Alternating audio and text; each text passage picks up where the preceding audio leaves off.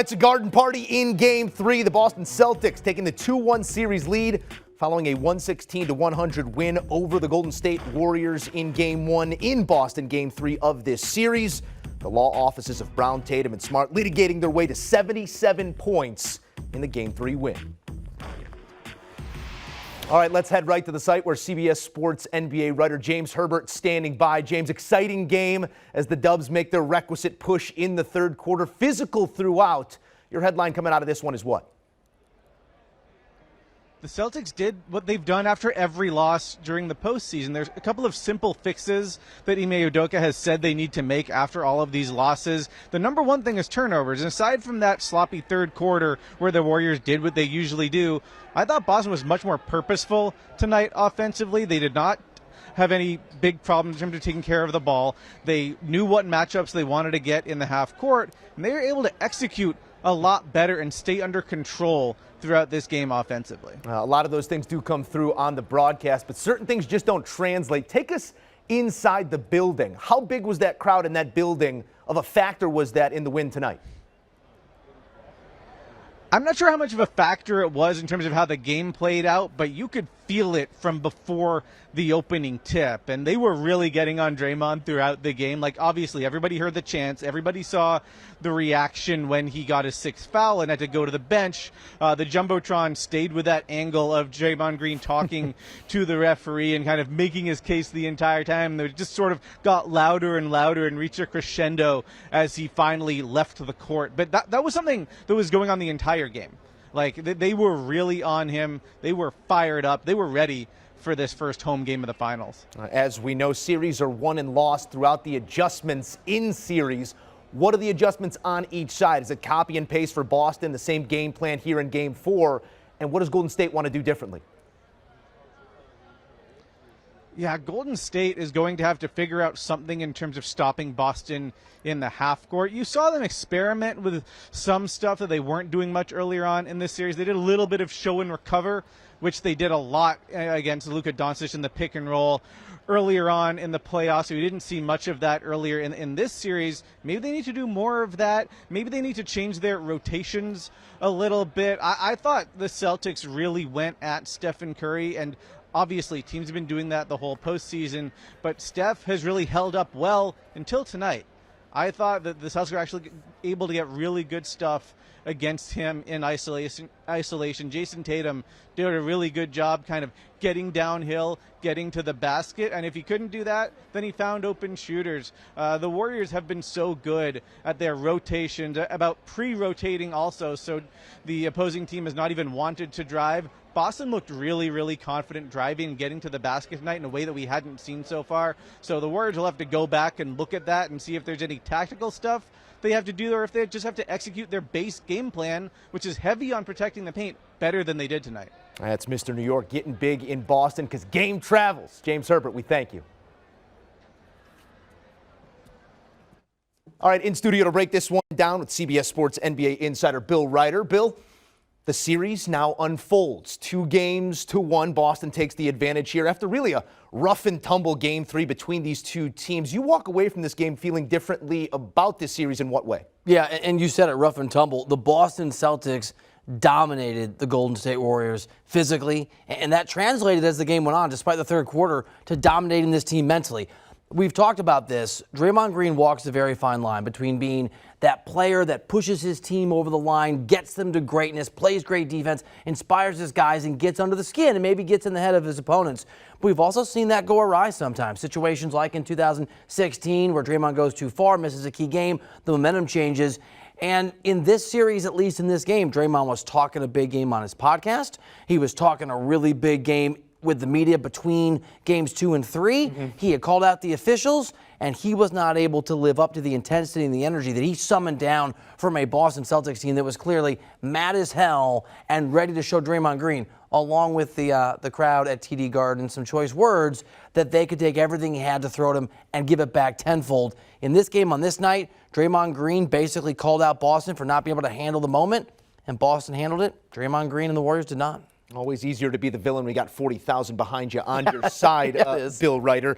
When we talk about the value of winning a game in certain ways. Was there more value in winning a game this way, getting a push from the Warriors in the third quarter? Because we were sitting there throughout this game, and it looked like it could get out of hand. Lead as large as 18 in the first half. Do you see more value in winning this way tonight? I do. I think the fact that Celtics, I think now, no, we don't have to be afraid of these guys. And not only that, we don't have to be afraid of what happens when they make these runs, when they score 8 points in 37 seconds. When, Joe, as you said, we've got control of the game and they come out in the third quarter, they were able, the Boston Celtics, to take the best shot the Warriors had and to win this thing. And they did this with defensive excellence.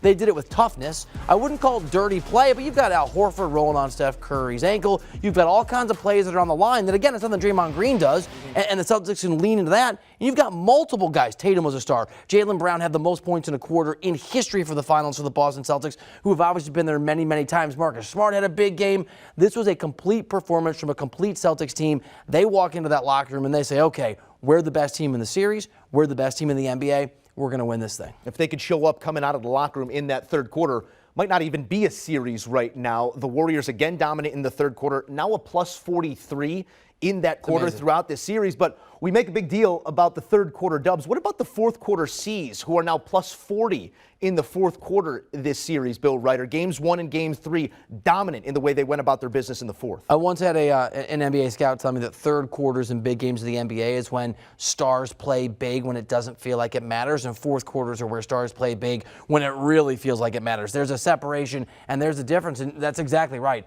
The Boston Celtics, against the most storied and accomplished team in the NBA, certainly in the last 10 years, against one of the great shooters in the history of the game, against a team that makes those third quarter pushes, they've been able to be basically unflinching other than one single game where they have taken control of this series. They out-rebounded this team. They out-muscled this team. They had more depth.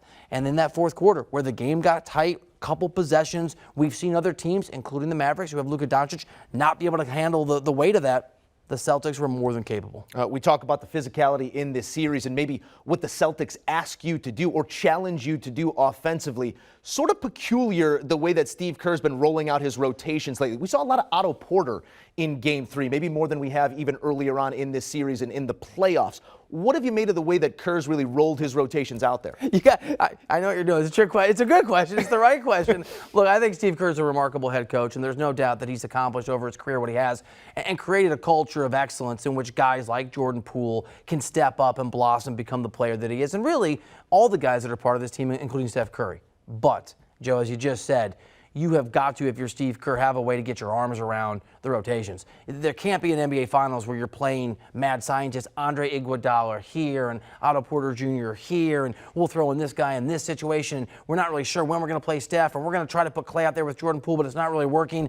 This is how many games? I'm not good at math. We're 82 plus 20 games or 100-some games into the NBA season. You've got to know who you have, what you have, and how you counter the Boston Celtics over the course of this series. And this does reflect one of the things, if you just talk to folks around the NBA, people who are Steve Kerr fans, who think he's a great coach because he is, who will say one of the things that gives them pause is the inconsistency and sometimes the bizarre nature of the players he's playing, when he's playing them, whether it's sitting Steph Curry in that Game 1 in the start of the second quarter and the fourth quarter, in Game 2 playing Andre Iguodala, or in this game having some combinations that clearly didn't work and were very unusual. Yeah, maybe that physicality forcing Steve Kerr's hand, as did have a number of players around that 4-foul mark in the third quarter. Let's do some more math here. 25 points on 13 shots for Klay Thompson. If you're looking for a silver lining, that might be it. I think it is, and we talked about this before the game, that Klay Thompson takes a little while to rev up and get into his groove and really feel like he's in a series in terms of being in rhythm. So yeah, this is the silver lining you take away from the Golden State Warriors. Okay, Klay is Klay again, great. Steph has been amazing, excellent. Andrew Wiggins wasn't a superstar, but that's not really what he needs to be. He was decent. The real problem for the Warriors was their defense. And as we talked about before the game, there's three things over the last 7-8 years the Warriors have done when they've been champions or close to it. Steph Curry's been amazing. We got that one. They've had other help just for somebody offensively. We had that in Klay. That's an important piece. It's the defense that let them down. And the defense that was terrible. It really was. It was incredibly ineffective against the Celtics. If the Warriors can figure out their defense, they can certainly be in this game. But on Friday, again, not a must-win, just like Game 2 wasn't a must-win technically, but it really feels like the things we're talking about, Joe, the Warriors have got to figure out. Rotations have to be in sync. They've got to have Klay or somebody, and Klay did it, be able to help Stephen Curry and you've got to play the kind of defense you need to if you want to be an NBA champion, or else you're going back to Golden State down 3-1. The hustle stats leading to better shooting stats. The Celtics, 68 points on 57% shooting in the first half. Bill, I think it's time that we put this thing into context. It's a 2-1 series with one more at home. You got a chance to be up 3-1 going to the Bay. It's about that time that the pundits start screaming, must win. I know how you and I both feel about the must win moniker, but it's a big one coming up in Boston on Friday. It is a big one. It's not a must-win because let's just do I'm not good at math. Even I can do this math. You need 3 for it to be a must. Someone's got to have 3 for it to be a must-win. Can we go back to 2016 when everybody said that the Cavs had to win, so it didn't go to 3-1. It was a must-win. They didn't win. They went down 3-1. And what do? They made history. They won an NBA championship. It is not ideal, certainly, for the Golden State Warriors or those of us that have tickets we've had for a while and felt very good about until tonight on the Golden State Warriors if they lose the game on Friday night. It doesn't mean the series is over. Momentum is a magical thing, and it's a real thing in an NBA Finals, especially for a team like the Warriors who have understood its rhythms in good ways and bad ways over the course of their runs when they've won these championships and when they've come up just short. If they win this Game 4 in Boston, they reclaim home court advantage, and they reclaim the momentum. And it becomes best of 3, and they say to themselves, we've been there, we've done that, we've got a couple that are going to be back home at Chase Center. If they don't win it, obviously you're talking about a 3-1 deficit. Not a must-win. It's not a must-win, folks, but it's really, really close. The narrative changes with each and every outcome. Bill Reiter here to break it all down. He will be in the building for Game 4, breaking it down on HQ. But for now, Bill, we say thank you. Taking a look at some numbers coming out of this one for Jason Tatum specifically. He's the straw that stirs the drink. You could say it 100 different ways. 48% that is, in games following a loss. 48% from the field, 30 points, that is, north of that number in those games following the losses. The Boston Celtics now 7-0, straight up and against the number following a loss this postseason. Do you want a sports network that delivers everything that matters about the game? The highlights, the picks, the instant analysis, no yelling, no fake debates, no politics. Hit the subscribe button and never miss a moment.